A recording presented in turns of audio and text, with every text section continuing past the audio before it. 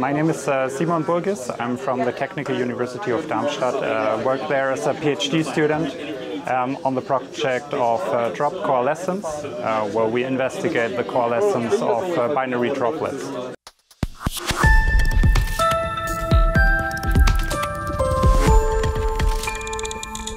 So inside our experimental chamber we actually run two experiments that are complementary to each other. They both deal with drop coalescence, which means we have two small droplets in the millimeter size. One of the droplets is translating, moving slowly towards the other until we achieve union of the two droplets. And then what we're interested in is measuring the flows inside the droplets and also how the liquid goes over to the gas phase and how this affects the flow inside the droplets. On the one side we have an experiment funded by ESA that is going to run on the ISS, the International Space Station, in approximately 1 year.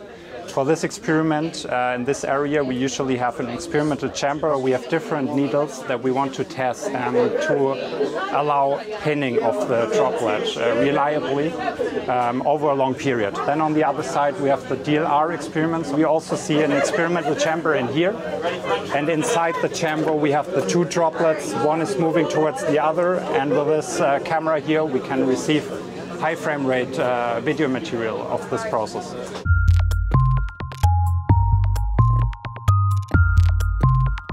It needs to fly in a parabolic flight in order to investigate the needles, the pinning.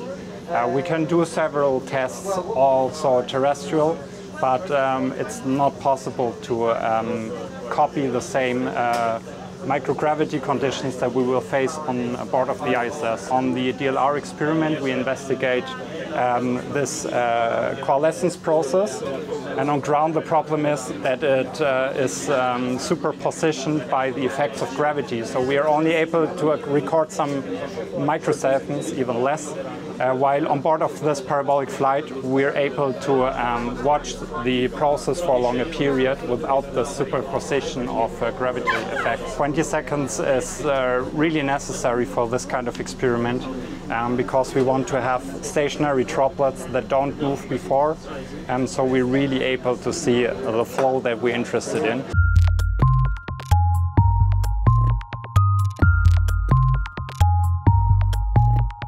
We are able to understand the formation of rain droplets inside our atmosphere in a better way. On the other hand, it's also possible to improve the conditions for combustion engines where we have droplets forming as well. So on a longer time scale it allows us to improve rocket fuel in the future.